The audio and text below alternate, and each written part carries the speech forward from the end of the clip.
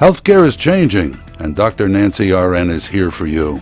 The topics are many, but each program stands on its own with 3 key action points for you to learn.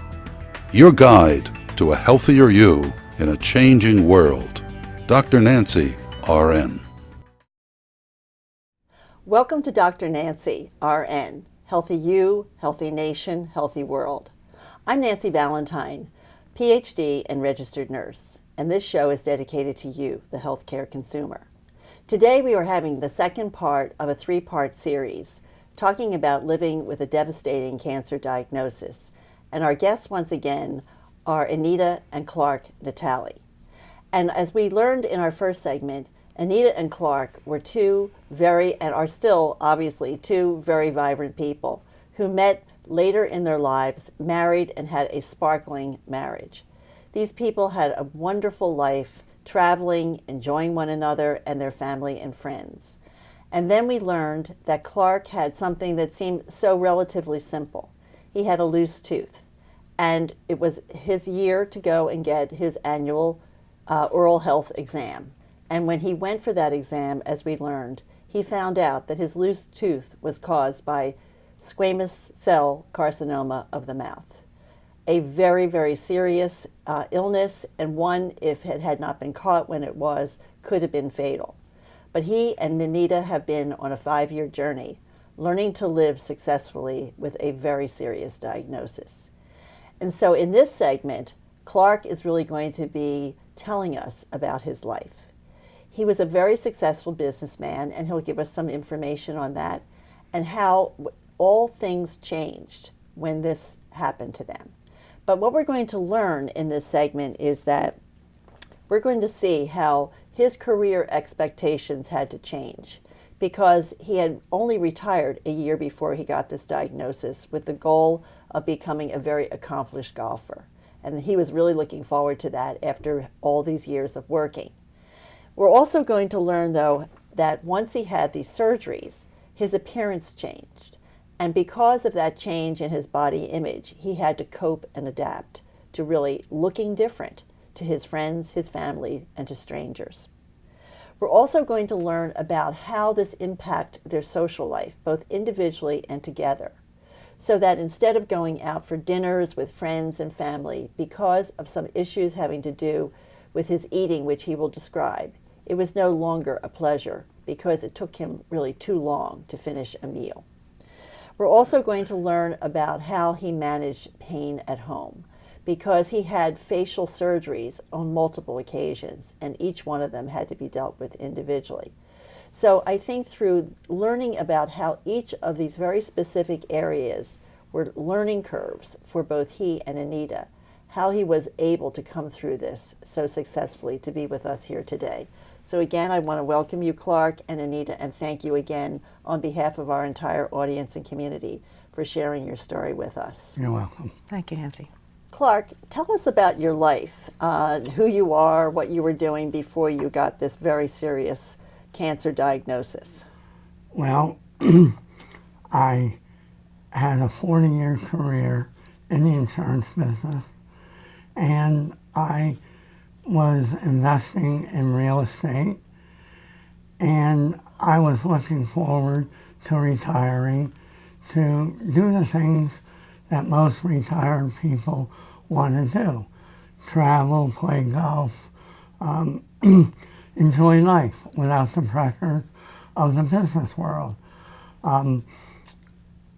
So I started out playing golf right after retirement and traveling with Anita. And then when I received the news about my cancer, I had to put everything on hold until this cancer was out of my body, not knowing that it was going to take as long as it did. During this process of healing, I have had many surgeries, setbacks, and radiation, which affected me. and I've had surgery on my jaw to replace my jawbone, and it really took a toll on me. After radiation, I could not eat properly through my mouth, and I had a peg tube so I could eat.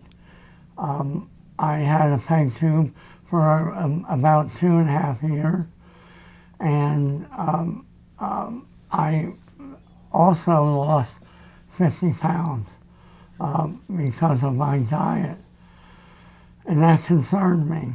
You want to tell our audience what a peg tube is, because a lot of people won't understand that. It's a tube that is inserted in your stomach where you are given a food supplement for nourishment. I could not eat food properly through the mouth. And finally, one day I decided that I no longer wanted this tube, and I had it removed. And I was worried that I would lose more weight, but gradually I started to gain weight, and it took me quite a while to eat normal meals. I would have to eat often small meals until I was able to eat a normal meal, which, by the way, the food did not taste normal at all for at least another 1.5 years. And that was due from the radiation. Mm-hmm. So it was a real challenge to keep my weight up. I had to eat certain foods, I had to eat supplements, but I was determined to get back to normal. Everybody told me my taste would come back, which it did. And now, 5 years later, I think I'm close to 100% normal in my taste.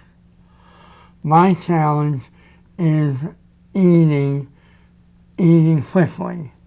Because of my ability to swallow, because of the architecture of my mouth change, it is a challenge. I have to take smaller bites, but I can eventually eat a full meal. So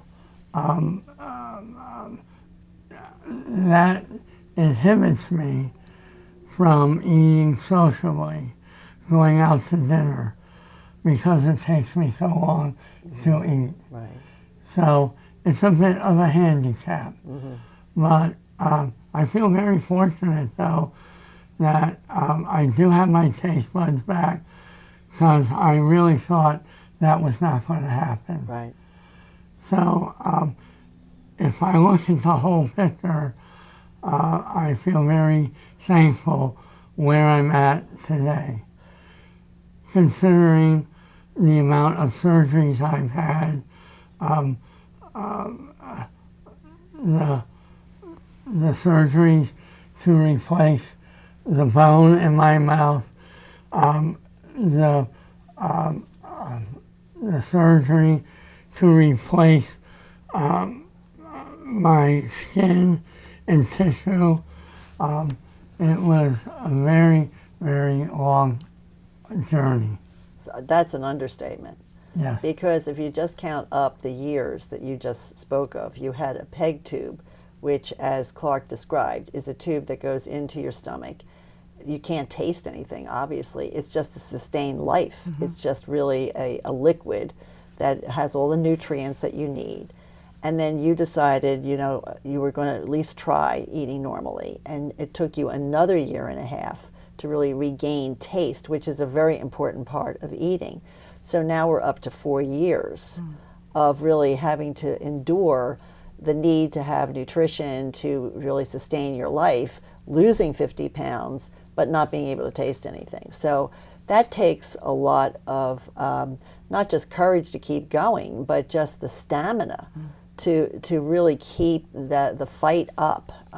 Tell us a little bit about that. How did you keep your stamina going? Well, what I did, I exercised at home. I try to eat quality food, and with the help of Anita, has really kept me going. Right. And the thought of not playing golf again never entered my mind, and that helped me. And I would say for the past 2 years, I've been playing golf, and I've also been playing with Anita. Oh, that's wonderful. Yes, and believe me, having Anita as a golf partner really means a great deal to me. And she is quite a golfer as well. And Well, that's only have a lot because of you fun. taught her, right? And you know, I'm now in gaining weight that I don't want to gain. So Oh, really? now I really have to be much more aware of how much I am consuming, because in the beginning there were only maybe 2 or 3 different foods that I would, go to. Mm-hmm. But in time, my food choices have opened up a great deal. And Anita knows from cooking how that has really expanded. Right. Well, that's fabulous. So you're really right back now with the rest of us having to watch our weight. Oh, yeah. So that's Yeah. definitely a sign of progress and Yeah. great strides forward. Tell us about your body image, how your appearance changed, and how you dealt with that. Because from the pictures that you've shared with us, obviously you were robust. You were very athletic. You were taught Anita earlier. You told us in our first segment that you taught her how to ski. Now you've told us that you taught her how to play golf. So now here you are with a very difficult situation where not only have you had to deal with a life-threatening illness, but in a very visible way. It absolutely is something that you wear every day. It is on your face and your neck. Tell us how that worked. Well, believe me when I tell you this, I was very, very self-conscious. And wherever I went, people stared at me. Little children, I could see them asking their mother, what is wrong with that man's face? It affected me, but I also knew that there was nothing that I could do about it, and that I was alive. Right. And that was the most important thing, that I was alive. I had a wonderful relationship with my wife, and I knew that with my oral surgeon that my face would get better. I still hope that it will get better, but that remains to be seen. But it took several consultations, several surgeries, several setbacks, but this is where I am today. Mm-hmm. And I have seen other patients with oral surgery, and I consider myself very lucky. Mm-hmm. My oral surgeon is the best, and he has been very patient with me, very understanding. He helped with managing pain, which was a problem, but pain is manageable.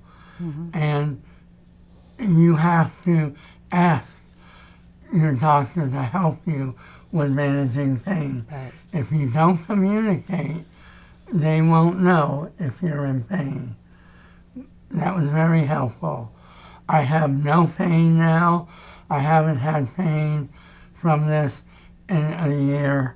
I know if I decide to aesthetically get better, there will be pain, but I'm not worried about it. So that may or may not be the next step. Right, right. So I think what Clark has told us is that, yes, his appearance has changed and has changed very dramatically.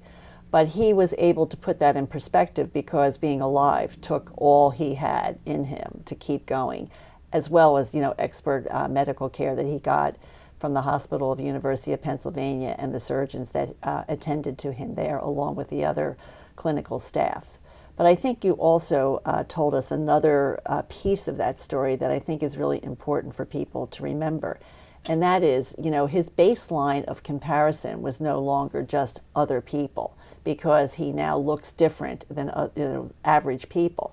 His baseline was other people that he was now seeing in the offices, other people who had had oral surgery, who had maybe not as good an outcome as Clark. So Clark was able to say, I may not look like I used to, but I look as good as I possibly could, given what I've had to face. And that really helped you, it sounds like. It did. Psychologically, It did. really helped you. Yeah.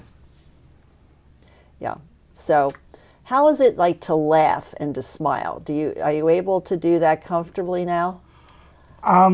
Yes. I don't like to smile a lot, but I do. We smile and laugh a lot together. I still have discomfort. It's not pain, but because of the flap that they had to surgically put in my mouth, because they had to surgically dig out the cancer, that is changing because of the radiation. And it makes my jaw tighter, my mouth tighter. But again, it's something that I can deal with, and I may not be able to change, but it's fine. Right. Well, that's good. So you Yeah. can live with whatever the slight discomfort is as compared to what you've already been Yeah. through. Okay. Most people would say, how could you do this? How could you get through it? Did you get depressed? How did you deal with your own emotions? For some reason, I don't get depressed. I wasn't depressed prior to this, ever, that I'm aware of, and I never got depressed. I felt that, first of all, I never felt that I was going to die from this. For some reason, something inside told me, you're not going to die. And I think people, if they think they're going to die, something tells them internally. I never felt that. I don't get depressed. I have a great life. I have a great wife and a great life. Yeah. We're playing golf. Would you look into the camera and tell our audience that? Just repeat what you just said with that cute little smile. I love it. I have a great life. I have a great wife. And we are doing everything that I thought retirement was going to allow me to do, except I had a detour of a few years. And I'm very happy. That is amazing. I mean, what you just said is really profound. I mean, Clark sensed that he was always going to survive. He felt very optimistic, very hopeful. Really was a tremendous baseline of living for him to really go through all the medical procedures, the pain, the unknowing, the uncertainty. It's amazing, and it's really a credit to you as a person that you were able to do that. I think having a great spouse is marvelous. Having great treaters is incredibly important. But it really comes down ultimately to the person. And you brought a lot to the table personally to be able to really mount this campaign? This was your equivalent of, taking a tour up Mount Everest without an oxygen tank. You really had a lot of difficulties, along the way. Each station on that climb, had its own specific challenges, but you saw that summit and you knew that you were going to get to the top of it, that you weren't going to let anything hold you back. And I think the other piece that Clark has told us is that he could really see the forest for the trees. It's been a very tough 5+ years for both Clark and Anita to go through all the steps in this journey. But he really puts it in the context of his less than 70 years. How old are you now? Do you mind telling us? 69. 69. So when you think of 69 years, and 5 of them have been, dealing with this problem, it sounds like a lot of years, 5 years plus, and it's an ongoing experience. But it's small in the whole scheme of things when you really say what percentage of that is of the 69 years. Okay, so it's great again that you can mentally sort of set that barometer so that that's the way you see your life. I really have to say that listening to you as a clinician, I am inspired, truly inspired by hearing that, because that's the kind of mental processing of devastating news that ultimately helps people to get through. And what you have shared with us, I think will help many other people that are facing similar or even less dramatic challenges. It's really a wonderful thing that you have. That's something inside of you. Now tell us a little bit more. Where did you get that? Well, I'm a positive person. I don't like being around negative people. There were times during this 5 years that it was sometimes difficult to stay positive, but I just knew that I wasn't ready to give up. And I had a lot more living to do. And I had good people, good doctors, good wife that helped me stay positive. Very encouraging people. And being naturally positive probably got me through this. Right. Would you say that it was your family, your upbringing, was it religion? What do you think may have contributed to you being so positive? I'm not sure I can answer that. It comes from within. I've always had something to be positive about. I have never thought of negative things in my life. Well, very good. You're very blessed in that regard. Very, very blessed. So what comes next? Just tell us, what does the future hold for your ongoing care and for what you see, sort of the next chapter? Well, I'm actually hoping that I won't have to see my doctors for a while now. As much as you like them. As much as I like them, I know I will probably have annual checkups. Hopefully, I will not have reoccurring cancer. According to Dr. Weinstein, this cancer is cured. It will not come back. So I hope to live out the next 20 or so years having fun. Oh, that's great. Clark, you are an inspiration. I want to thank Clark and Anita, his wife, again, for sharing their incredible journey. But for Clark really telling us, from a man's perspective, what he had to deal with, the change in his career, putting his golf aspirations on hold, remaining positive in the face of so much adversity, and really realizing that his will to live and his desire to live was really playing a very pivotal role in his outcome that was so positive. And it's really good to know that in sharing such a story, it's really able to help other people that are really, again, dealing with very similar issues, or they know someone that is really dealing with cancer. This is the second in a three-part series that we have had with this lovely couple, and in our next series we're going to hear from Anita, who's going to tell us about her perspective as wife, as partner, and as caregiver. So thank you again for joining us. We'll see you again shortly. Have a wonderful day.